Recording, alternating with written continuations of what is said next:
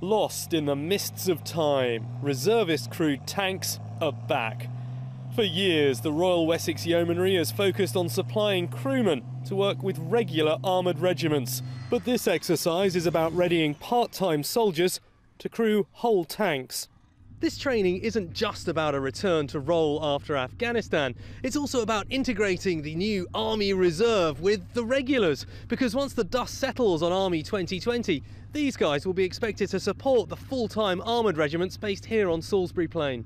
We're proving the concept that reservists can operate the most complicated land system in the British Army, at weekends, make a great job of it, and do some really high quality training out here on Salisbury Plain. Well, the regiment's had a responsibility for training Challenger 2 individual replacements for several years, but the real change now is actually providing formed crews, teams and groups of up to 4 tanks from each squadron to support the regular army. So we're going to keep building on what you see here today. Working with the regulars doesn't just mean other soldiers. The Royal Air Force is involved too, delivering some brand new kit for the reservists. These Land Rovers are used to train in when Challenger 2s aren't available. And the RAF's biggest helicopter provides a whole new level of training realism to the soldiers in the back. It's completely out of the ordinary, and you can't do anything like this anywhere else. Where else are you going to get the chance to go in a Chinook?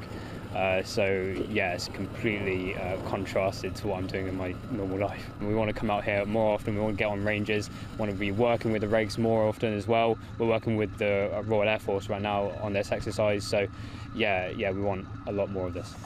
And that is the plan. This exercise, named Spring Warrior, is just the start. These reservists will now get increased access to resources like tanks, simulators and air support. The more you invest in these things, the more of a return you get. And I think we've been guilty, again, over the last 10 or 15 years of underinvesting in the reserve's core role in things like this. And I think that's going to make a real change now that we're doing that. And you get a much better return because the training's higher quality. At the basis, the entire army works. You build up the training and you get a very functional battle group at the end of it. Everything's more than the sum of its parts.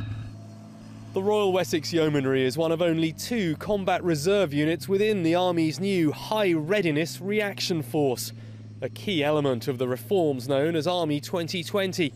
And that makes it a real priority to ready the reservists for their new role. Will Inglis, Forces News on Salisbury Plain.